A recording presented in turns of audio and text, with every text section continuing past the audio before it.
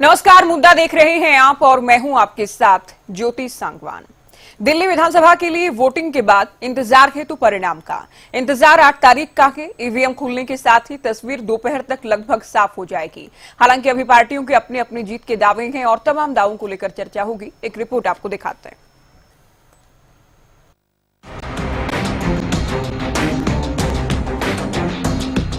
हरियाणा और महाराष्ट्र के नतीजे के बाद पूरे देश की नजर अब राजधानी दिल्ली के नतीजों पर टिकी है।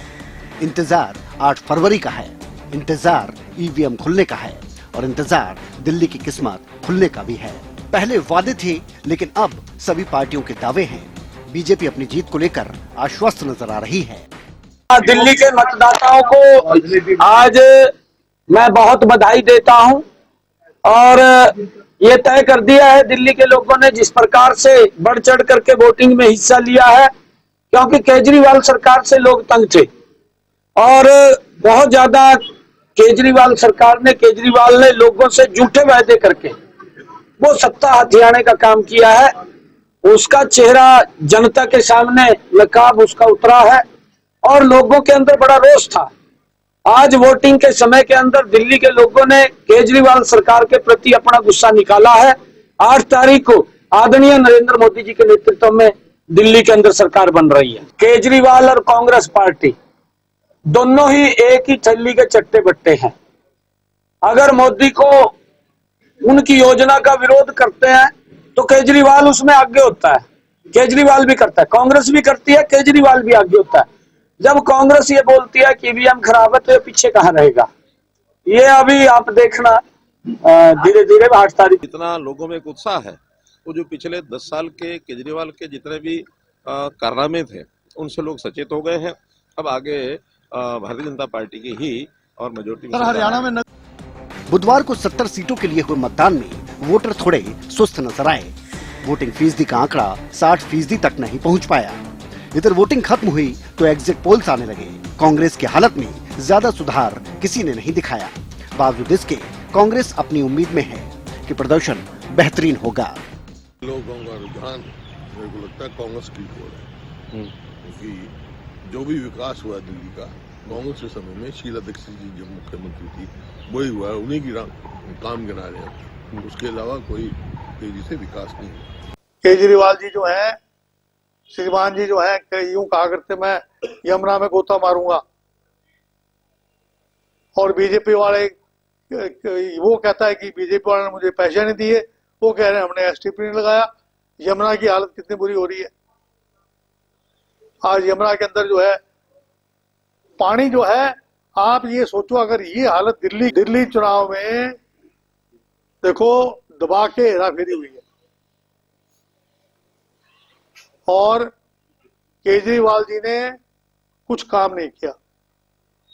कोई भी काम, उन्होंने कहा था कि मैं गंगा साफ कर दूंगा, उन्होंने कहा था कि मैं पानी पहुंचा दूंगा, उन्होंने एक अस्पताल नहीं बनाया, एक स्कूल नहीं बनाया। केवल झूठ बोल बोल के कहते मेरी चलती नहीं है, एलजी मेरी चलने नहीं देता। और आप मुझे बताओ, क्या केजरीवाल जी ओथ ले सकते हैं? अगर फर्ज करो जीत भी गए, उनके ऊपर मनाही है कि किसी फाइल पे दस्तखत नहीं कर सकते। किसी फाइल के ऊपर वो जो है किसी अफसर को बुला नहीं सकते हैं, तो मुख्यमंत्री कैसे बनेंगे? कोई भी सरकार बनेगी कांग्रेस की मदद के बगैर दिल्ली में कोई सरकार। आम आदमी पार्टी निशाने पर है तो आम आदमी पार्टी ने वोटिंग के दौरान बीजेपी और चुनाव आयोग पर ही सवाल खड़े कर दिए। अब जो रिजल्ट का काउंटडाउन शुरू हुआ है तो सवाल भी कहीं है। सवाल सबसे बड़ा ये है कि दिल्ली के सिंहासन पर क्या लंबे समय बाद बीजेपी की वापसी हो पाएगी। सवाल ये भी कि क्या आम आदमी पार्टी अपनी जीत की लय बरकरार रखेगी। सवाल ये भी कि क्या कांग्रेस कुछ बेहतर करेगी। और सवाल ये भी है कि क्या दिल्ली के नतीजे आगामी हर तरह के चुनावों में कुछ असर डाल पाएंगे। जवाब 8 फरवरी को मिलेगा। News desk, Haryana news. तो दिल्ली चुनाव से जुड़ी और चुनाव परिणाम से पहले क्या कुछ बयान सामने आ रहे हैं, उससे जुड़ी रिपोर्ट आपने देखी। चर्चा की शुरुआत करते हैं कुछ खास मेहमानों के साथ। बीजेपी से प्रवक्ता प्रियदर्शनी सिंह हमारे साथ जुड़ गई हैं, कांग्रेस प्रवक्ता योगेश सिहाग डिबेट में जुड़ गए हैं, प्रवक्ता इनेलो ओंकार सिंह, नरेश शर्मा प्रवक्ता आम आदमी पार्टी और वरिष्ठ पत्रकार राजेंद्र जादून भी हमारे साथ चर्चा में जुड़ गए हैं। आप सभी का बहुत स्वागत है। शुरुआत बीजेपी से करते हैं। प्रियदर्शनी जी, परिणाम के लिए 8 तारीख का इंतजार करना होगा, लेकिन उससे पहले जो एग्जिट पोल्स आई हैं, ज्यादातर में बीजेपी की सरकार बनती नजर आ रही है। क्या वाकई एग्जिट पोल परिणाम में साबित हो पाएंगे? कॉन्फिडेंट है बीजेपी इतना? ज्योति जी, आपको सादर प्रणाम और पैनल में बैठे हुए सभी साथियों को भी मेरा प्रणाम।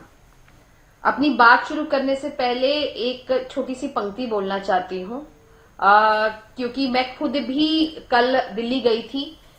मेरा वहां पे भी एक निवास स्थान है और मैं वहां पे देखा था कि किस तरीके से अंबार लगा हुआ है जो बूथ भारतीय जनता पार्टी के थे। पूरे वेस्ट दिल्ली में बहुत सारे बूथों में मैं गई थी और अंबार लगा हुआ था। मैं तो उसी समय समझ गई थी कि जब राज तिलक की कर लो प्यारी, अब आ रहे हैं दिल्ली में भगवा धारी। तो मुझे लगता है कि मैं तो उसी समय आश्वस्त हो गई थी और उस समय आश्वस्त और ज्यादा हो गई थी जब अरविंद केजरीवाल जी की हमने प्रेस कॉन्फ्रेंस देखी थी। ईवीएम खराब हो जाएगी या ईवीएम का जो उन्होंने रोना शुरू किया, उसी समय डिसाइड हो गया था कि चुनाव जो है वो समझ गए हैं कि ये चुनाव वो हार रहे हैं। उन्होंने जितनी भी दुर्गतियां, जितने भी इल्जाम लगाना वो चाहते थे, वो सारे के सारे इल्जाम उन्होंने लगाने की कोशिश की हरियाणा वासियों पे। उन्होंने यहां तक इल्जाम, खुद हरियाणा के पैदाइश होते हुए भी उन्होंने यहां तक इल्जाम लगा दिया कि हरियाणा वासी दिल्ली वालों को जहर का पानी भेज रहे हैं। ये अतिशयोक्ति थी। आप अपनी नाकामी छुपाने के लिए किसी दूसरे पे इल्जाम लगाए, हमेशा विक्टिम कार्ड खेले, हमेशा बेचारा बनने की कोशिश करे, तो जनता भी इतनी मूर्ख नहीं है। 10 साल आपको समय दिया, 10 साल में आपने क्यों नहीं काम किया? उसमें 2.5 साल आपके पास एनसीडी में भी सरकार रही, आपने क्यों नहीं काम किया? आज भी आप वजीराबाद की साइड चले जाइए, नोएडा की साइड चले जाइए, पहाड़ बने हुए कूड़े के, क्यों नहीं साफ कर दिया आपने? आप तो वर्षा करवाने वाले थे, वाटर वर्षा करवाने वाले थे आर्टिफिशियल, जिससे कि पोल्यूशन कम हो। आज दिल्ली का जो पोल्यूशन है, AQI लेवल जो है वो 3 गुना ज्यादा बढ़ गया है। क्या कारण है? आप सिर्फ बड़ी बड़ी लंबी लंबी बातें करेंगे और उसके बाद आप सोचेंगे कि आप सिर्फ मोदी जी पे इल्जाम लगा दीजिए। मैं एक बड़ी लॉजिकल बात बोलना चाहती हूँ। मुझे लगता है कि हरियाणा न्यूज के सारे दर्शक इस बात को समझेंगे। एक बड़ी लॉजिकल बात है, क्या अरविंद केजरीवाल से पहले भी क्या ये सिस्टम नहीं था? दिल्ली तो आज पूर्ण राज्य, ऐसा तो नहीं है ना कि अरविंद केजरीवाल जब आए हैं तभी पूर्ण राज्य नहीं है। उससे पहले भी तो वो पूर्ण राज्य नहीं था। उससे पहले बहुत सारी ऐसी सरकारें आई, सुषमा स्वराज जी की आई, खुराना जी थे, उसके बाद साहिब सिंह वर्मा जी भी थे और भी बहुत सारे नेता थे जिनकी सरकार आई उनका। और जब ये 3 नेता थे तब कांग्रेस की सरकार थी। खासकर जब मदन लाल खुराना जी थे तब कांग्रेस की सरकार थी दिल्ली में, तब भी तो समन्वय था, काम हो रहे थे, सारे काम हो रहे थे। आपको काम करवाना नहीं आ रहा है। बेसिकली प्रॉब्लम ये है कि आपको लगता है कि धरने की राजनीति से और झूठ बोल के, सिर्फ झूठ बोल के आप लोगों को गुमराह कर सकते हो, लेकिन ये पॉसिबल नहीं है अब। और यही कारण है कि दिल्ली की जनता ने इनको सफाया कर दिया है। और आज आप मुझसे लिखित ले लीजिएगा ज्योति जी, और मुझे 8 तारीख को बुला लीजिएगा कि अरविंद केजरीवाल अपना खुद का चुनाव परवेश वर्मा के खिलाफ हार रहे हैं, आतिशी मारला, रमेश बुदूरी के खिलाफ अपना चुनाव हार रही हैं। आप ये देखिए कि एक सिटिंग मुख्यमंत्री और एक पूर्व मुख्यमंत्री दोनों चुनाव हार रहे हैं। उसके बाद बाकियों का तो रिपोर्ट कार्ड देने की मुझे लगता है कि आवश्यकता भी नहीं है। यहाँ पे आकलन करने की ये जरूरत है कि जैसे कि पानी का बुलबुला होता है जिसको आप छोड़ देते हैं तो कुछ देर चलता है लेकिन सरवाइव नहीं कर पाता, क्योंकि अंदर कुछ भी नहीं होता, मतलब अंदर खालीपन होता है। यही हाल है आम आदमी पार्टी का। क्या आइडियोलॉजी है इनकी? आइडियोलॉजी पूछी जाए, इनसे पूछा जाए। एक दिन अरविंद केजरीवाल जी की मैं प्रेस कॉन्फ्रेंस देख रही थी, इनसे पूछा गया कि आपकी आइडियोलॉजी क्या है? जी हमारी कोई आइडियोलॉजी नहीं है। क्यों भाई, आप प्राइवेट लिमिटेड कंपनी चला रहे हो क्या कि आपकी आइडियोलॉजी नहीं है? अगर किसी संगठन की कोई आइडियोलॉजी ही नहीं है तो आप कैसे संगठन चला सकते हो? यही कारण है कि आज इनको संगठनात्मक रूप से जब इनका स्ट्रक्चर खराब हुआ और उसके बाद आज पूरी दिल्ली ये समझ गई है कि सिर्फ झूठ के पुलंदे हैं। 250 का वादा इन्होंने अपनी पिछली सरकार में किया था।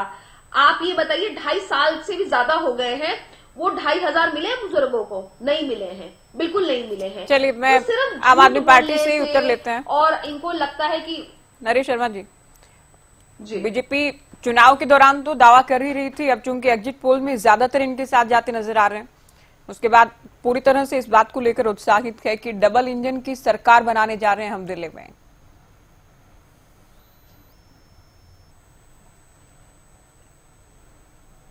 आवाज नहीं आ रही शर्मा जी आपके। हेलो, आवाज आ रही है? जी बोले। हेलो, हाँ, आपके दर्शकों को और सभी को नमस्कार। आपने बोला कि डबल इंजन की सरकार की सर्वे में आ रही है। आम आदमी पार्टी सर्वे में आपकी करती है। जब भी चुनाव लड़े हमने सर्वे के अंदर कभी नहीं आए। हम तो दिल्ली की जनता के लिए चुनाव लड़े, पंजाब में भी चुनाव लड़े, सर्वे के उलट रिजल्ट आम आदमी पार्टी ने हमेशा दिया। और आपको एक इंसिडेंट बताता हूँ कि आपकी हमारी साथी रही है, उन्होंने बोला कि कोरोना साथ से कोरोना साथ को इस्तीफा भी क्यों देना पड़ा था। आपकी ऑडियो ब्रेक हो रही है, आप एक बार इनका फोन डिस्कनेक्ट करके फिर से जोड़ें। मैं तब तक कांग्रेस को शामिल कर रही हूँ चर्चा में। सेहग जी, मुकाबले में तो बीजेपी भी आप लोगों को नहीं मान रही थी, आम आदमी पार्टी भी नहीं मान रही थी, और अब भी दावा बीजेपी अपना दावा कर रही है हम सरकार बनाने जा रहे हैं, डबल इंजन की सरकार बनने वाली है। आम आदमी पार्टी एक बार फिर से सत्ता में आने का दम भर रही है। आपकी स्थिति क्या है और किस तरह की रिपोर्ट्स हैं वोटिंग के बाद आप लोगों के पास? देखिए ज्योति जी, आपके चैनल के सभी दर्शकों को, प्रवक्ता साथियों को नमस्कार। और जहां तक ज्योति जी सवाल कांग्रेस पार्टी का है, दिल्ली में कांग्रेस पार्टी एक की अहम भूमिका रहने वाली है और लोगों को, दिल्ली की जनता को वही दौर जो शीला दीक्षित जी के समय का दौर था, उसको जनता ने बिल्कुल याद किया है और कांग्रेस की नीतियों पर विश्वास किया है। और जहां तक देखिए, हमें पूरा विश्वास है, अगर हरियाणा की तरह या अगर इन्होंने जिस तरह से धन बल का भी खूब प्रयोग किया और सत्ता का 1 महीना तक पूरी हरियाणा की सरकार, हरियाणा की जनता का खजाना वहां लुटाती रही और जो सभी मंत्री 1 महीना तक वहां डेरा लगाए बैठे थे, तो मैं समझता हूं कि जहां तक इनकी बात है, अगर ईवीएम में इन्होंने ज्यादा अगर निष्पक्ष अगर फेयर चुनाव हुआ तो भारतीय जनता पार्टी तीसरे नंबर पे रहने वाली है। और देखिए, भारतीय जनता पार्टी की आप देख सकते हैं किस तरह से अभी कह रहे थे भाजपा की प्रवक्ता विचारधारा नहीं है। आपकी विचारधारा आप अपनी बता दीजिए, आपकी सिर्फ एक विचारधारा है, चाहे कितना ही शाम दाम दंड भेद, हमें तो किसी तरह सरकार बनानी है जोड़ तोड़ से। उसके अलावा आपकी क्या विचारधारा है? आपके ऊपर आपके हरियाणा के गृह मंत्री 2 नंबर के मंत्री स्पष्ट कर चुके हैं कि हरियाणा में किस तरह का की डबल इंजन की सरकार चल रही है।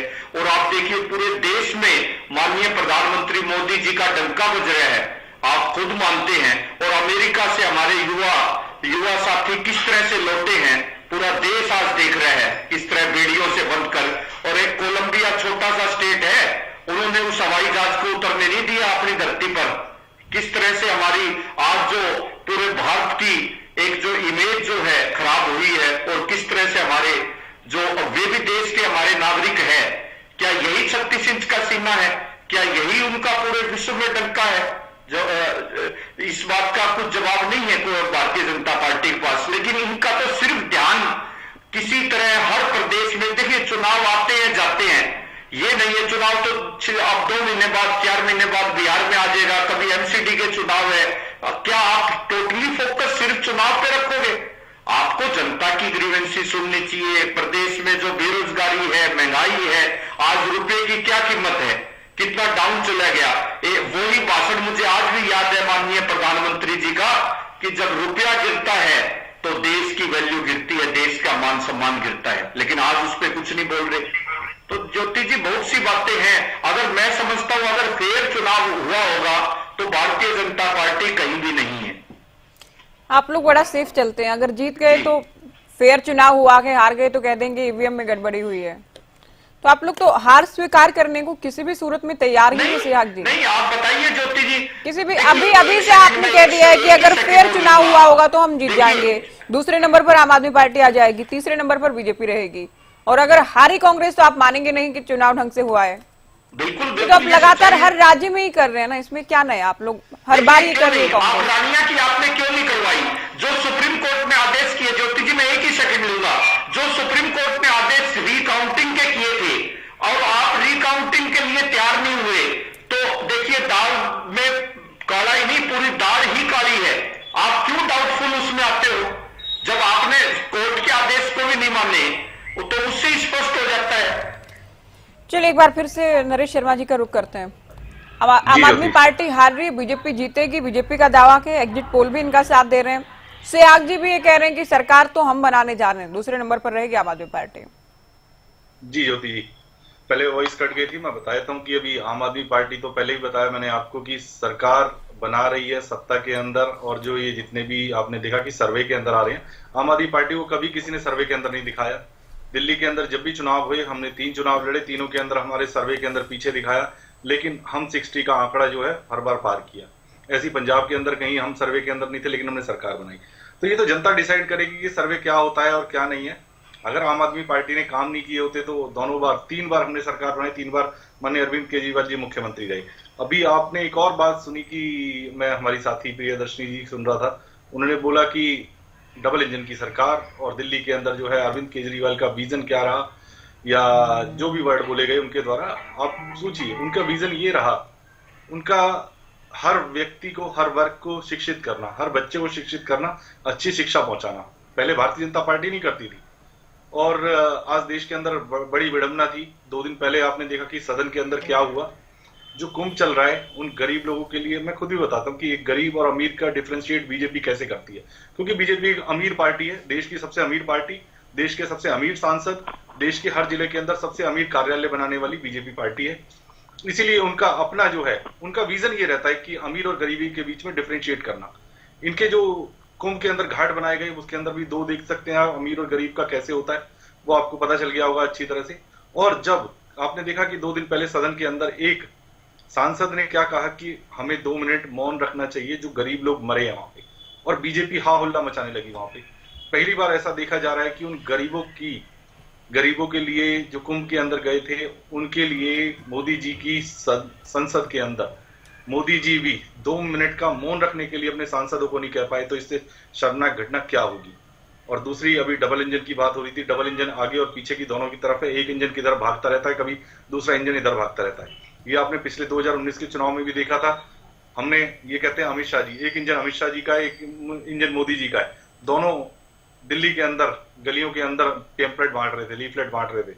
तो वहां भी पता चल गया था कि एक अरविंद केजरीवाल जी है, जिसकी नीतियों के लिए इनको रोड के ऊपर काम करना पड़ा। और अब ये भी कहेंगे कि हमारी पार्टी के लोग, आज वो जमीन के ऊपर नहीं उतरे लीफलेट बांटने के लिए, अपने रथ के ऊपर से नहीं उतरे, लेकिन अरविंद केजरीवाल जी ने 2 बार करके दिखाया था। आज उन्हीं अरविंद केजरीवाल जी की रेवड़ियों से भी मोदी जी को प्यार हो गया।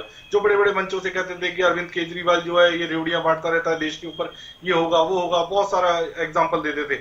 आज उन्होंने मंच से नहीं बोला कि ये रेवड़ी मेरे को पसंद आ गई। मेरा तो मन करता है मैं किसी दिन रेवड़ी भेज दूं एक बार, अभी चुनाव जीतेंगे मैं बकायदा उनको पोस्ट करूंगा रेवड़ियां, क्योंकि रेवड़ियां बहुत अभी वैसे भी स्वाद चख चुके हैं। क्योंकि अभी आपने देखा कि ये महीना ऐसा ही जाता है, जनवरी के अंदर 2 त्योहार फेस्टिवल आते हैं, एक मकर संक्रांति वो हमारे नॉर्थ के अंदर मनाया जाता है, और दूसरा लोहड़ी का वो पंजाब के अंदर। दोनों बार हमारी सरकारें हैं, दोनों नियर बाय, तो हम अब की बार रेवड़ी भेजेंगे मोदी जी को। मैं अपनी तरफ से रेवड़ियां जरूर भेजूंगा सरकार बनने के बाद में।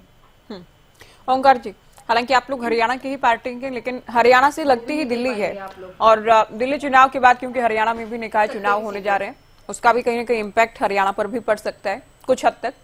लेकिन ये जो एग्जिट पोल आए हैं, प्लस जो वोट परसेंट इस बार कम रहा के, आपकी पार्टी और आप इसे कैसे देख रहे हैं? तमाम जो वहां इलेक्शन में खड़ी थी पार्टियां जो दावा कर रही हैं, उनके अलावा आप कैसे देख रहे हैं? देखिए, मेरा ये मानना है कि वहां पे जो चुनाव हुआ, दिल्ली में चुनाव हुआ, वहां पूरे देश की जनता रहती है, सिर्फ एक धर्म और जाति के लोग नहीं। वो समझदार है, और सबसे ज्यादा शिक्षित लोग हैं दिल्ली में। वो समझदार है किस पार्टी को वोट देना है और किसको इग्नोर करना है। वो धर्म और जाति की राजनीति नहीं जानते, क्योंकि वो पूरा भारत बसा हुआ है, हर एक स्टेट के लोग वहां पे रहते हैं। मेरा तो ये कहना है कि सरकार किसी की भी बने, हमारा तो उसमें कोई रोल नहीं है, लेकिन मैं ये चाहूंगा कि प्रत्येक व्यक्ति के लाभ के लिए, प्रत्येक व्यक्ति के फायदे के लिए सरकार बने। शिक्षा और स्वास्थ्य का एक बड़ा रोल रहता है व्यक्ति के जीवन में, वो भरपूर होना चाहिए। जहां तक रेवड़ियों की बात है, बीजेपी वाले कहते हैं रेवड़ियां, जब ये खुद देते हैं तब वो रेवड़ी नहीं होती। ठीक है, जनता की जरूरत है, लोकतंत्र का तकाजा यही कहता है कि जनहितकारी लोक हितकारी सरकार होनी चाहिए। और लोक हितकारी का मतलब ये होता है कि अगर कोई गरीब है, उसको कोई चीज रियायती दर पर या फ्री में दी जाती है तो रेवड़ी नहीं गिनी जाती, क्योंकि वो उसकी समर्थ्या से बाहर है। आज अगर कई तरह की घोषणाएं बीजेपी ने भी कर रखी है, हरियाणा में भी की थी इन्होंने, 2100 रुपए महिलाओं को देंगे, 500 रुपए का गैस सिलेंडर देंगे। वो दूसरी बात है कि इन्होंने पूरी नहीं की, लेकिन ये भी रेवड़ियां हैं। और मैं इसको रेवड़ी नहीं, मैं इनको ये कहता हूं कि अगर किसी की जरूरत को सरकार पूरा करती है तो एक अच्छी बात है। सरकार होती किस लिए है? लोक हितकारी सरकार होती है। सरकार का काम होता है इक्वल डिस्ट्रीब्यूशन, अमीर व्यक्ति से कुछ टैक्स लेके गरीब व्यक्ति को जिसको जरूरत है उसकी तह तक पहुंचाना। आज सब जगह हम देखते हैं कि कहीं ना कहीं जातिवाद, धर्मवाद की राजनीति जो बीजेपी करती है, जनता इससे परेशान है, प्रताड़ित है। और मेरे को ये लगता है कि दिल्ली में बीजेपी को इसका पता भी लगेगा। पहले भी बीजेपी कोई ज्यादा सीटें नहीं जीत पाई है, और इस बार भी मेरे को लगता है कि कोई ज्यादा सीटें आने वाली नहीं है। कांग्रेस और आम आदमी पार्टी अलग अलग लड़ी है, लेकिन अगर एकजुट होकर जैसे इन्होंने इंडिया अलायंस बनाया था वैसे लड़ती तो शायद बीजेपी का बिल्कुल नाम वहां से दिल्ली में से खत्म होता। लेकिन अब सीटें बढ़कर मिलेंगी। तो आप ये मान रहे हैं बीजेपी तो सरकार नहीं बना रही आपके मुताबिक? देखिए, बीजेपी का सरकार बनाना मेरे हिसाब से बहुत मुश्किल है, क्योंकि बीजेपी जातिवाद और धार्मिक उन्माद की बात करती है। और दिल्ली में पूरा भारत बसा हुआ है, हर एक स्टेट के लोग हैं, वो लोग बहुत समझदार हैं, वो धार्मिक अंधविश्वास में नहीं आने वाले, वो इस बात में नहीं आने वाले। ठीक है, लेकिन लोकसभा में तो बीजेपी को ही अब तक देखें हम, पिछला कुछ जो भी पैटर्न रहा वोटिंग का, लोकसभा में बीजेपी को जिताते रहे हैं, जी विधानसभा में आम आदमी पार्टी को जिताते रहे, वही लोग हैं। क्योंकि वो देखते हैं कि मोदी जी के सामने चेहरा वो कोई और है नहीं, इसलिए लोकसभा में बीजेपी को वोट मिलती है। लेकिन जब विधानसभा की बात आती है तो बीजेपी को सीट नहीं मिलती है, क्योंकि जनता बहुत जागरूक है। जनता ये देखती है कौन सी पार्टी लोकल लेवल पर भला कर सकती है। हाँ, मैं एक बात जरूर कहूंगा, सरकार किसी की भी बने, लेकिन दिल्ली को पूर्ण राज्य का दर्जा जरूर इस पर मिल जाए। ठीक है, जादव साहब, अलग अलग चुनाव के बहुत सारे एग्जिट पोल्स आपने देखे होंगे, बहुत बार ठीक भी साबित होते हैं और बहुत बार पूरी तरह से गलत भी साबित हुए हैं। इस बार जो दिल्ली को लेकर ज्यादातर एजेंसी जो सामने लाई है अपना डेटा जो शेयर किया गया कि जो दावा किया जा रहा है एग्जिट पोल के जरिए, आपको लग रहा है उसमें दम है? माहौल था इस तरह का कि बीजेपी ही सरकार बनाएगी दिल्ली में? देखिए, कुछ नहीं कर सकते कोई। मुझे लगता है कि संयोगवश कोई एक आध एग्जिट पोल सही निकल जाता है। देखिए, पिछले लोकसभा चुनाव में भी कोई एग्जिट पोल आपके सही साबित नहीं हुए। वो तो बीजेपी को 370 और भी उससे ज्यादा सीटें बता रहे थे एग्जिट पोल, लेकिन वो 240 ही मिल पाई। फिर महाराष्ट्र और दूसरे चुनाव में, हरियाणा के चुनाव में भी सही साबित नहीं हुए। तो कांग्रेस को 2/3 बहुमत दिला रहे थे, लेकिन फिर वो बीजेपी को मेजोरिटी मिली। तो इनका कोई भरोसा नहीं है। वैसे तो जो एक तरह से दिल्ली का जो माहौल बना है कुल मिलाकर, उसको देखते हुए बगैर एग्जिट पोल और वैसे भी एक अनुमान लगाया गया है कि वहां मुकाबला है बीजेपी और आम आदमी पार्टी का। अब ये है कि कुछ सीटों के अंतर से कोई भी पार्टी पावर में आ सकती है। हो सकता है कि एग्जिट पोल ने बीजेपी की साइड को ही पकड़ लिया, उनको लग रहा है कि 11 में से 8 जो है बीजेपी के फेवर में गए। तो हो सकता है कि बीजेपी को कुछ सीटें, कुछ सीटों के बहुमत से सरकार बनाने की पोजीशन में आ जाए वो, लेकिन मुकाबला है वहां। लोग ये बता रहे हैं कि 10 सीटों के बीच में हेरफेर होगा, 10 सीटें इधर या उधर, इस तरह का चुनाव परिणाम आ सकता है। क्योंकि वहां मुकाबला तो है, क्योंकि अब बात रेवड़ियों की चल पड़ी, तो बीजेपी ने भी स्वीकार कर लिया वो जो जिस तरह से आम आदमी पार्टी फ्री भी देने में विश्वास करती है, तो बीजेपी ने भी उसको अपना लिया, उसी पॉलिसी पर चल पड़ी थी।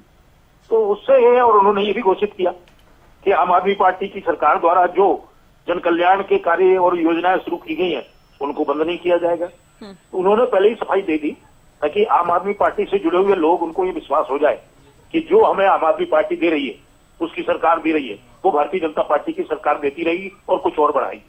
तो इस तरह से उन्होंने मुकाबला किया। इस बार जो है उन्होंने रणनीति बदल दी, जो अपने सिद्धांतों पर के फ्रीवीज की बात नहीं करनी, कोई लोक लुभावन घोषणाएं नहीं करनी, वो सब उन्होंने छोड़ दिया। सारे लोक लुभावन एजेंडे के साथ बीजेपी चुनाव में उतरी है, और हरियाणा में भी उन्होंने ऐसा कर दिया था, इसलिए उनको मेजोरिटी मिली। तो मुकाबले में है। अब ये नहीं कह सकते कि आम आदमी पार्टी बनाएगी या सरकार बीजेपी बनाएगी। वैसे उल्लेखनीय ये है कि कांग्रेस के नेता संदीप दीक्षित हैं जो केजरीवाल के बिल्कुल मुकाबले में खड़े हो गए थे। उनका तो आज इंडिया टीवी पर आ रहा था स्टेटमेंट। वो ये कह रहे थे कि केजरीवाल सरकार बना सकते हैं, कि वो जो है उन्होंने जिस तरह का लोग जो है पानी बिजली और ये फ्री की सुविधाएं चाहते हैं, इसलिए केजरीवाल को वो जनादेश देंगे। हाँ, उन्होंने कहा कि आम आदमी पार्टी को हल्के में आंका जा रहा है। वो खुद ही देखिए आम आदमी पार्टी की सरकार बनने का दावा कर रहे हैं, कांग्रेस के नेता ही। और कांग्रेस के कुछ नेता किंग मेकर बनने की उम्मीद में भी हैं कि आम आदमी पार्टी को अगर अवसर मिलता है तो किंग मेकर बन सकती है दिल्ली में। प्रियदर्शनी जी, चुनाव के दौरान भी और अब जबकि चुनाव खत्म हो चुका है, बीजेपी पर आरोप लगा रहे हैं विपक्षी। एक तो चुनाव में गड़बड़ी के आरोप, ईवीएम में गड़बड़ी के आरोप पहले ही लगते रहे हैं। अब आम आदमी पार्टी के कुछ नेता ये भी आरोप लगा रहे हैं कि बीजेपी आपके 7 विधायकों को 15 करोड़ का ऑफर दे रही थी, तो अभी से आप लोगों ने शुरू कर दिया कि ये पूरा गड़बड़ी करना। बीजेपी इनकी ना ये मनोहर कहानियां, अगर ये मनोहर कहानियां इन्होंने नहीं गाई होती और वाकई काम कर लिया होता तो भारतीय जनता पार्टी सरकार आज बना ही नहीं रही होती। ज्योति जी, मैं आपको बताऊं, इनकी ये मनोहर कहानियां सुन सुन के ही जनता परेशान है। कितनी सुनाओगे भाई मनोहर कहानियां?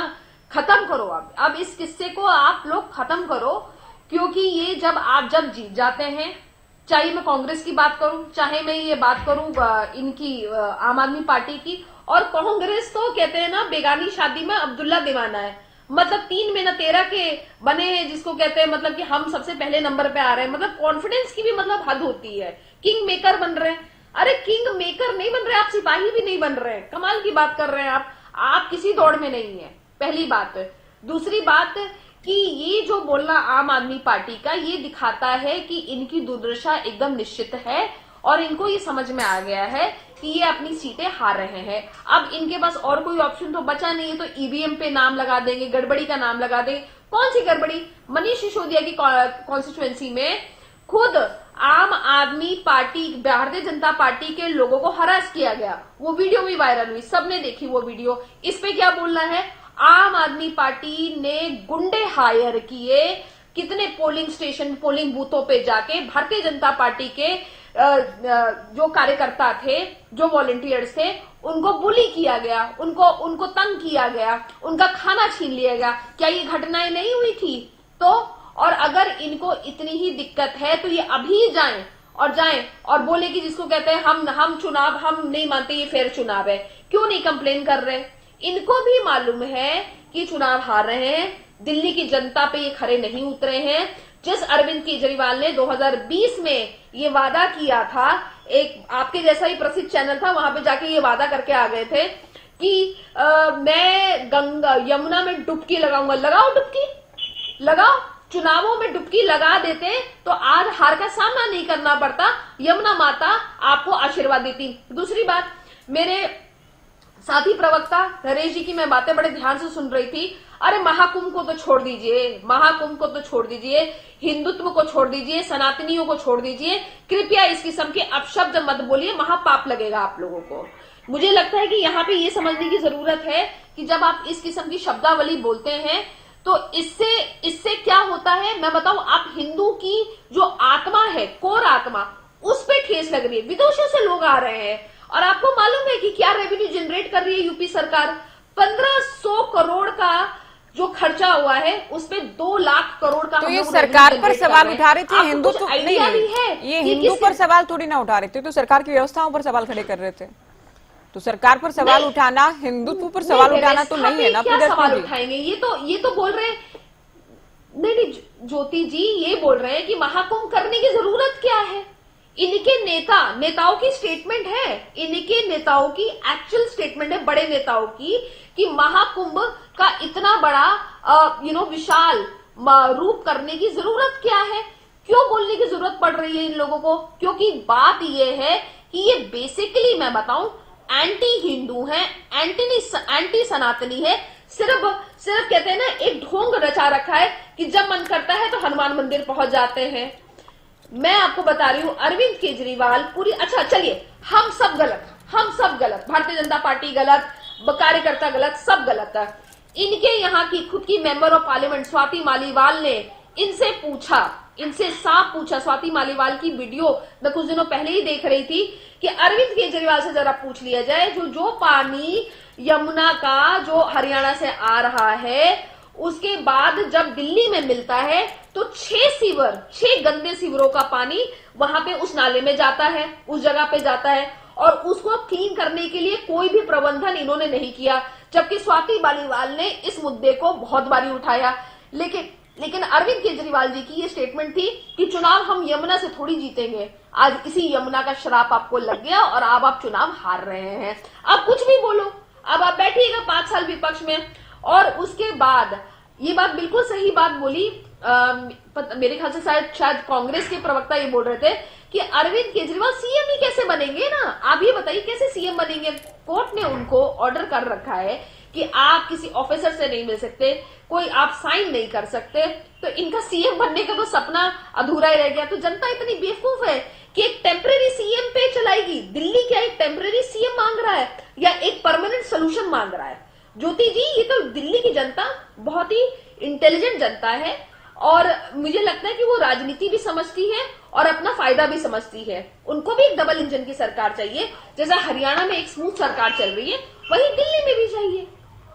ओंकार जी, लेकिन ये कह रहे हैं कि दिल्ली में जाति धर्म नहीं चलता, वहां पोलराइजेशन नहीं होगा तो बीजेपी के लिए मुश्किल है।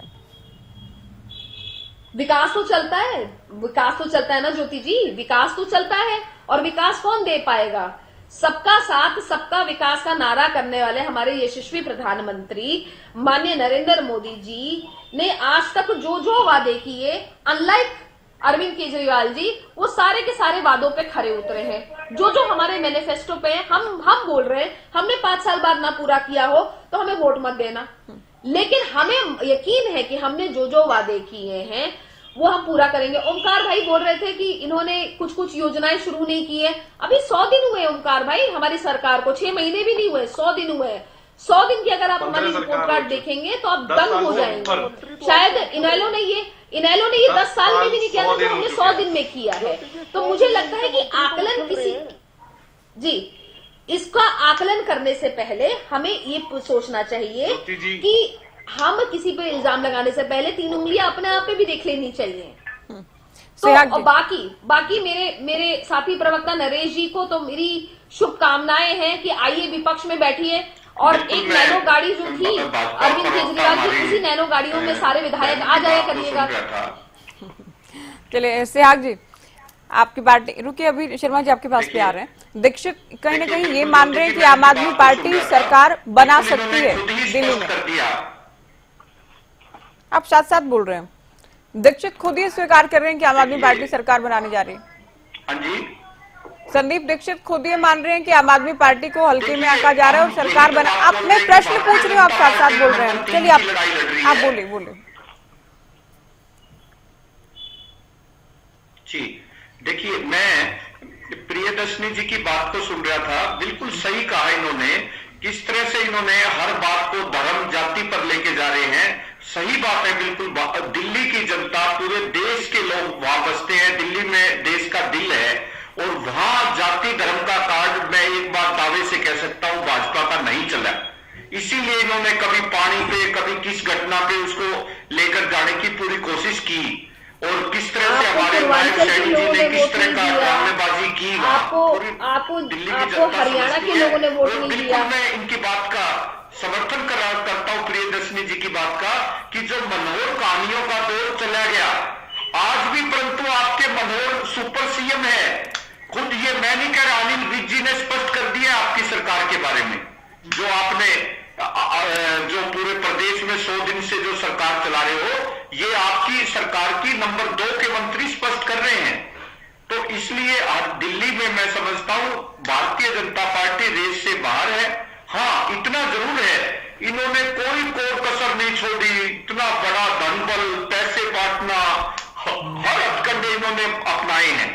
लेकिन मैं समझता हूं ये एक देश की राजनीति के लिए, जिस राजनीति पे भारतीय जनता पार्टी चली हुई है, इसका अंत होगा। चाहे महाराष्ट्र का चुनाव हो, चाहे हरियाणा का चुनाव हो, ये पूरा धर्मबल खोल देते हैं, वो बिल्कुल एक देश के उसके लिए स्पष्ट सही लोकतंत्र के लिए उचित नहीं है। मैंने जो पूछा उस पर आपने जवाब ही नहीं दिया। संदीप दीक्षित ये स्वीकार कर रहे हैं कि आम आदमी पार्टी सरकार बना रही है दिल्ली में।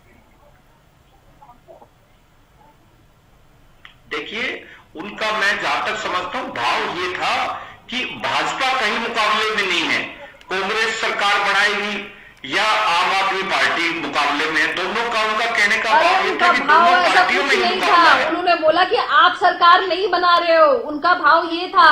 योगेश जी कमाल कर रहे हैं, उनका भाव ये नहीं था।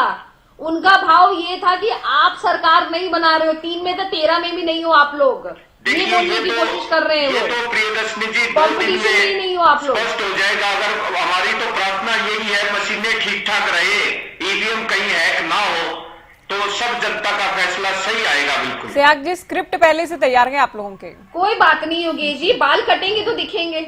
स्क्रिप्ट तैयार है कि हारे तो हालांकि मुकाबले में तो नजर नहीं आ रहे, एग्जिट पोल्स के मुताबिक भी, पहले जो माहौल था उसके मुताबिक भी। स्क्रिप्ट तैयार है ईवीएम को लेकर, चुनाव आयोग को बीजेपी को घेरना है।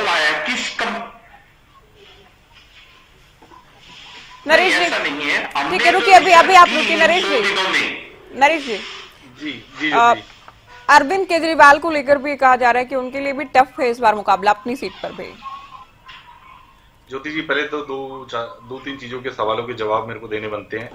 अभी प्रियदर्शनी जी ने कहा कि वो सीएम नहीं बन सकते हैं या XYZ रीजन बताया, बहुत अच्छा लगा कि आप पे कम से कम रीजन तो बता रहे हैं। लेकिन सुप्रीम कोर्ट ने कभी नहीं कहा कि वो सीएम नहीं बन सकते हैं, कहीं भी। उसका आर्टिकल में पढ़ लीजिए, उसके अंदर क्लियरली लिखा हुआ है कि अरविंद केजरीवाल जी सीएम बन सकते हैं। हाँ, कुछ चीजों पे रोक है। नरेश जी गलत मत कोट करिए। नरेश जी क्या उन्होंने अपने एफिडेविट पे लिखा? मैं उसे क्लियर नरेश जी जो सुप्रीम कोर्ट का आपने वो पढ़ा है? क्लियर कर रहा हूँ। नहीं नरेश जी, आपने पढ़ा है ये बताइए, पहले आपने पढ़ा है या नहीं पढ़ा ये बता दीजिए सर। आप एक आर्टिकल पढ़ नहीं, तो फिर आपने नहीं पढ़ा, आप गलत बोल रहे हो। लिखा हो, आप गलत बोल रहे हो सुप्रीम कोर्ट सर। ने कहीं नहीं कहा कि अरविंद केजरीवाल जी मैं आपको भेज दूंगी, ये डिबेट खत्म होने के बाद मैं आपको भेज दूंगी। कि सीएम के वो किसी भी ऑफिशियल से नहीं मिल सकते हैं। सुप्रीम कोर्ट ये क्यों लिखेगा? नरेश जी आप घुमाइए, नहीं नरेश जी, सुप्रीम कोर्ट ये क्यों लिखेगा कि आप सीएम बन सकते हैं नहीं बन सकते?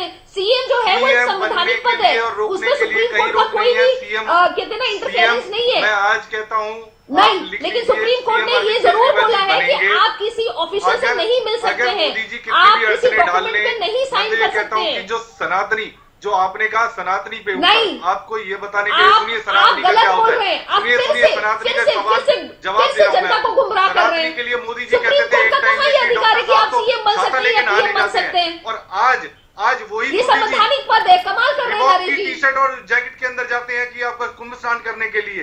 कभी वही खुद संसद के अंदर बड़े चिल्ला के कहते थे कि डॉक्टर साहब तो छाता लेके नहाने के लिए जाते हैं। आज मोदी जी कई हजार लाखों की जैकेट पहन के, सूट पहन के स्नान, मैंने पहली बार देखा है ऐसा स्नान कि मोदी जी वहां तो देखिए कुंभ के अंदर कैसे स्नान होता है। शायद मोदी जी सनातन की परिभाषा भूल गए, तो सनातन की परिभाषा दूसरों को देने से सनातनी होने के लिए पहली बार ऐसा हो रहा है कि तैयार करवाया होगा। कमाल की बात कर रहे हैं। आपके सांसद राजनीति नहीं कर सकते कुंभ के अंदर, अपने आप को भी आकलन कर लीजिए। नहीं कर सकते। 8 तारीख को पता चलेगा अरविंद केजरीवाल जी जब बनेंगे, और इसी के बाद मैं रेवड़िया भेजूंगा आपके यहाँ भी। ये फोटो देखिए, कोई दिक्कत नहीं, मैं आपसे रिक्वेस्ट करूंगी फोटो दिखा दीजिए। किस चीज की फोटो दिखानी है बताइए? दिखा रहे हैं आपको स्क्रीन पर अभी। ये देखिए कांग्रेस और जी कांग्रेस और इनका आम आदमी पार्टी का प्यार, जिसमें कि मिसेस केजरीवाल और सोनिया गांधी और राहुल गांधी हैं। इनका प्यार देख लीजिए। ये लोग चोर मौसेरे भाई हैं। प्यार तो मैंने चोर मौसेरे भाई हैं। अभी चुनाव खत्म हो जाने चाहिए, फिर गले मिल लेंगे। आज अगर कांग्रेस पार्टी से जो छोड़ के आज सांसद बने बैठे हैं 60%, आप लोगों की पार्टी के अंदर है, क्या उनके साथ प्यार नहीं है? क्या गले नहीं है? गठबंधन में आप हैं या नहीं है? उनके गले मिलना क्या रह गया, जिनको मोदी जी खुद गाली देते थे? मोदी चिल्ला के भ्रष्टाचार के आरोप लगाते थे, उनके ऊपर क्या हुआ? लोगों का कोई भ्रष्टाचार के आरोप जिनके ऊपर लगा के बहुत लंबी लिस्ट है। का सबसे ज्यादा होती है विचारधारा। विचारधारा क्या? मोदी जी की विचारधारा क्या है बताइए? आपकी कोई विचारधारा ही नहीं है आपकी पार्टी की। बिल्कुल विचारधारा है हमारी, देश को मोदी जी की विचारधारा है सबका साथ सबका विकास। मोदी जी की विचारधारा सनातन को साथ में रखना। मोदी जी की विचारधारा की भारत को हिंदू राष्ट्र बनाना। अपने अमित शाह के बेटे को क्रिकेट ना खिलाने के बाद भी उसको चेयरमैन बनाने का विकास है। मैंने आपसे सवाल जो पूछा था नरेश शर्मा जी, अरविंद केजरीवाल को लेकर मैंने सवाल पूछा था। केजरीवाल की सीट को लेकर हम बात कर रहे थे कि इस बार उनके लिए भी मुश्किल है। कुछ एग्जिट पोल्स में हालांकि उनको हारा हुआ भी दिखाया गया है और बीजेपी तो चुनाव कैंपेनिंग के दौरान सब ये कहती रही सबसे पहली सीट जो हारेंगे आम आदमी पार्टी के उम्मीदवार वो अरविंद केजरीवाल ही होंगे। चलो पहली हारेंगे, आखिरी हारेंगे, इनके भारतीय जनता पार्टी के जितने भी जो कैंडिडेट्स हैं वहां पे जिनको बोलने की तमीज नहीं है, वो गुर्जर समाज के लिए भी इस तरह से पहली बात प्रेजेंट कर रहे हैं कि गुर्जर समाज हमारे यहाँ बहुत समझदार और सूझबूझ आज के टाइम में रखता है, लेकिन उनको इतनी समझ नहीं रही है किस तरह से बोला जाता है। गालियां देते हैं, गालियां प्रवेश वर्मा जाट समाज से आते हैं, प्रवेश वर्मा जाट समाज से आते हैं, साई सिंह वर्मा के बेटे हैं, विदुड़ी की बात कर रहे हैं। विदुड़ी साहब गुर्जर समाज से आते हैं, मेरे और अनपढ़ गवार नहीं है, हिंदू कॉलेज के पढ़े हुए हैं, दिल्ली यूनिवर्सिटी हिंदू विश्वविद्यालय के पढ़े हुए हैं, मतलब एक समाज के विश्वविद्यालय हिंदू कॉलेज के पढ़े हुए अनपढ़ गवार नहीं है। पढ़ने के ऐसी पढ़ाई का क्या फायदा जो गालियां देते हैं किसी को भी, उन्हें यही नहीं शिक्षा की समझ नहीं है कि वो किसको क्या बोलना है। मतलब ऐसी शिक्षा का क्या करोगे कि अनपढ़ के पढ़ा लिखा गवार पहली बार अरविंद केजरीवाल को समझ है कि अपनी महिला सांसद को पिटवा रहे हैं। अब कभी भी किसी के नेता के लिए बदतमीजी नहीं की होगी, कभी किसी नेता के लिए अरविंद केजरीवाल को समझ है कि स्वाति मालीवाल को पिटवा रहे हैं, आपके यहाँ पे अपनी महिला सांसद को पिटवा रहे हैं, गाली देने वाले नेता हैं, गाली दे दे के आपको रिप्रेजेंट करते हैं आपकी पार्टी को, फिर भी आपकी पार्टी को एक्शन नहीं लेती है, चुनाव लड़वाती है। गाली देने वाली पार्टी एक भागजा पार्टी आज चुनावों के समय छोड़ के आपको भाग गए। आप जो कहते थे ना लाभदा, चलिए प्रदर्शनी जी आप सुनिए, अभी नरेश जी आप भी रुकिए, ओंकार जी सुनिए अरविंद केजरीवाल का रिक्वेस्ट है कि लापदा जो हुए कुंभ के अंदर, ये आपदा कहते थे ना पहले, आपदा तो कुंभ के अंदर आई है, जो लापदा को ढूंढ के दिखाएं, जो करोड़ों लोग हजारों लोग जो लापदा हुए हैं उनको ढूंढ के दिखाएं, देश की जनता उसका सवाल पूछ रही है मोदी जी। अरविंद केजरीवाल को गिरफ्तार किया जाना, सुनिए अभी सुनिए, कथित शराब घोटाला मामला, ओंकार जी, और उसके बाद आतिशी को सीएम बनाया जाना, आपको क्या लग रहा है, आपकी पार्टी को क्या लग रहा है, क्या संदेश इसका गया होगा नेगेटिव आम आदमी पार्टी के खिलाफ, या फिर कोई सहानुभूति हासिल कर पाए होंगे अरविंद केजरीवाल? नहीं देखिए, इससे तो नेगेटिव इफेक्ट ही जाएगा कि उन्होंने खुद सीएम पद का छोड़कर दूसरे को सीएम बताया। हाँ, कई जगह इसका फायदा भी मिल सकता है, लेकिन ज्यादातर नेगेटिव इफेक्ट जाएगा। लेकिन मैं एक बात कहना चाहूंगा, भारत अनेक धर्मों का देश है, अनेकता में एकता ही भारत की खूबसूरती है, भारत की विशेषता है, और प्रत्येक धर्म दूसरे धर्म का सम्मान और आदर करता है। हमारे को संविधान में भी धार्मिक स्वतंत्रता की पूरी छूट दी गई है, लेकिन धर्म की आड़ लेके बीजेपी हमेशा वोट हासिल करना चाहती है, धर्म और धार्मिक अनुष्ठान और हिंदुत्व का नारा देती है ये। लेकिन मैं पूछना चाहता हूँ कि आज जरूरत है शिक्षा की, स्वास्थ्य की, महंगाई, बेरोजगारी, भ्रष्टाचार, अपराध, नशा, उद्योग की, व्यापार की, आज जरूरत है कि कैसे 82.5 करोड़ गरीब जो 5 किलो अनाज पर टिके हुए हैं, जिनको मोदी जी कहते हैं मैं अगले 5 साल तक भी 5 किलो अनाज दूंगा, बहुत अच्छी बात है।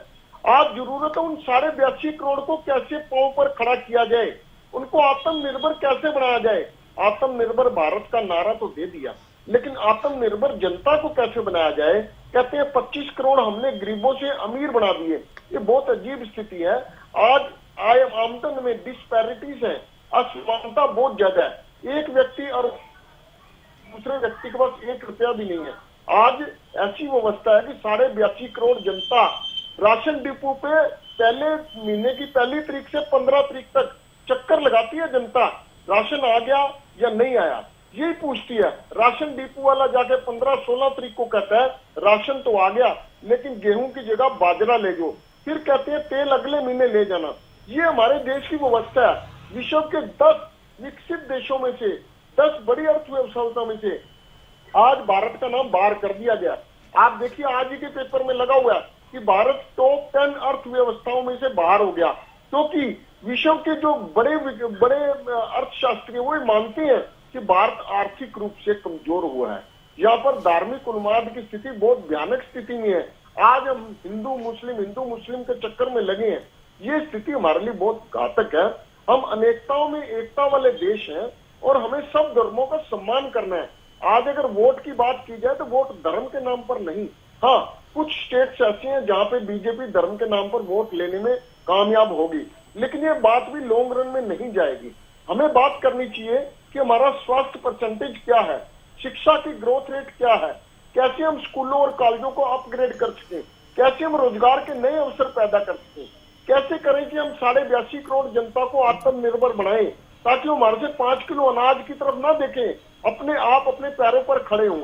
ये चीजों की जरूरत है। लेकिन अफसोस बीजेपी जिस भी राज्य में चुनाव होता है उसमें सिर्फ वो हिंदू और हिंदुत्व की बात करती है। हाँ, मैं मानता हूँ हम सभी धर्मों का सम्मान करते हैं, किसी भी धर्म का अपमान करना हमारी संस्कृति में नहीं है। लेकिन सिर्फ धर्म का नाम सियाग जी लेके कुछ वोट कहना चाह हासिल रहे करना ये बोलिए ठीक बात सियाग नहीं। जी। देखिए, बिल्कुल मैं औकात जी की बात को ही आगे बढ़ा रहा हूं ज्योति जी। धर्म के साथ साथ जहां धर्म का कार्ड नहीं चलता, अब जैसे इन्हें मालूम था हरियाणा में धर्म का कार्ड नहीं चलेगा, वहां इन्होंने जाट गैर जाट कर दिया। क्या जाट हिंदू नहीं है? क्या वहां जहां महाराष्ट्र में मराठा नॉन मराठा कर दिया? बिल्कुल ये इनकी पॉलिटिक्स, लेकिन दिल्ली में ये वास्तविकता है, ये पॉलिटिक्स नहीं चलती धर्म और जाति की। प्रियदर्शनी जी वो संक्षेप में, फिर जादव जी के पास चलते हैं। नहीं, मैं इनसे पूछना चाहती हूँ जी ज्योति जी, मैं पूछना चाहती हूँ योगेश जी से, तो इन्हीं के नेता ना न्यूयॉर्क में जाके ये बोल रहे हैं कि जाति गणना बहुत जरूरी है। जब जात पात की ये बात करते हैं, इसका मतलब कि आप हिंदुओं को सिर्फ बांटना चाहते हो, इसलिए जरूरी कि आपको कोई मतलब नहीं है, आप सिर्फ अपनी राजनीति कर रहे हैं। अगर ये बोल रहे हैं, इससे ये साफ पता लग रहा है कि आप हिंदुओं के खिलाफ है, और यही कारण है कि आज आपको सफाया कर दिया गया।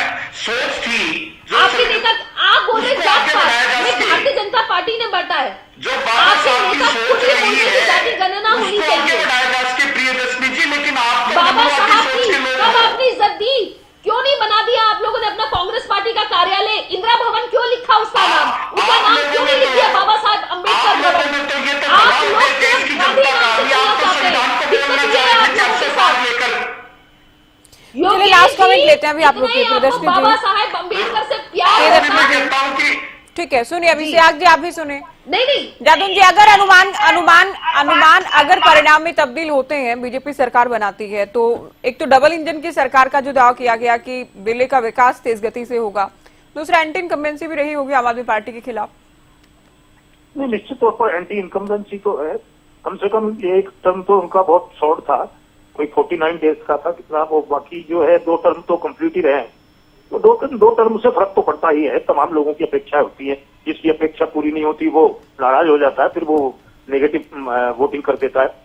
तो अब ये है, और भारतीय जनता पार्टी ने बहुत रणनीतिक चेंज किया है, तमाम तरह की रियायतें और सुविधाएं देने का जिस तरह से आम आदमी पार्टी करती है, उनका अपना एजेंडा होता है, उसी तरह से उन्होंने भी एजेंडा तैयार किया है। और ये भी विश्वास दिलाया मतदाता को कि इस सरकार ने जो जन कल्याण की योजनाएं लागू की हैं उनको बंद नहीं किया जाए।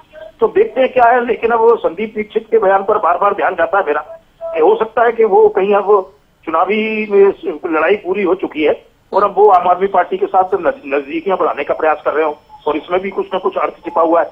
जब उन्होंने कहा कि भाई केजरीवाल सरकार बना सकते हैं क्योंकि दिल्ली की जनता फ्री पानी, बिजली और तमाम सुविधाएं चाहती है, तो मुझे लगता है कि इसमें भी कुछ संकेत है। नहीं तो कोई भी एक जिम्मेदार लीडर कोई इस तरह से बयान नहीं देता एकदम ही, और चुनाव परिणाम आने से पहले बयान दिया जा रहा है, तो कुछ ना कुछ है, उनका अपना आकलन है, कुछ भी संभव है, बढ़ाने की राजनीति में कुछ भी संभव है। लास्ट कमेंट लेते हैं चर्चा की, नरेश शर्मा जी आखिरी कमेंट आपका, बोलिए। जी, कल के लिए 8 तारीख के रिजल्ट बताएंगे कि कौन सरकार बनाया जा रहा है, और हमारी पार्टी आम आदमी पार्टी सरकार बना रही है। उसके बाद में हम खुद मैं तो खुद कह रहा हूँ, मैं भारतीय जनता पार्टी के शीर्ष नेतृत्व को रेवड़ियां भेजूंगा, क्योंकि मीठे की प्रथा है, जब हम जीतेंगे तो बाकायदा इनके पास रेवड़ियां भेजेंगे। अरविंद केजरीवाल जी के रेवड़ी का स्वाद ये ले। प्रियदर्शनी जी, हरियाणा इलेक्शन में जलेबी चली थी आप जानते हैं, और दिल्ली तक की तस्वीरें हमने देखी।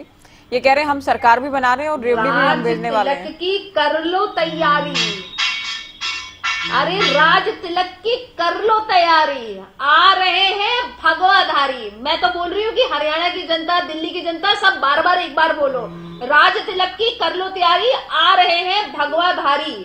तो इसमें मुझे कोई भी संशय नहीं है, लेकिन परंतु क्योंकि नहीं है और ना ही मुझे 8 तारीख का वेट करने की जरूरत है, मैं गारंटी के साथ बोल रही हूँ कि दिल्ली की जनता ने मन बना लिया है, इसी इनके झाड़ू से ही इनका सफाया करना है। योगेश सियाग जी बोले, लास्ट कमेंट आपका।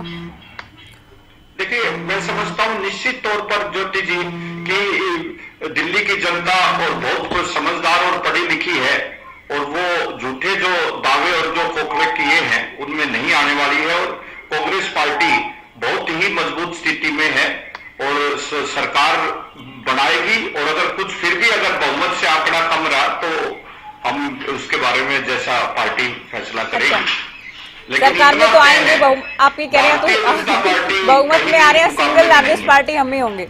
अच्छा, अगर आपके मुताबिक ऐसा हो भी रहा है तो आप लोग किसे चुनेंगे फिर सरकार में साथ ही?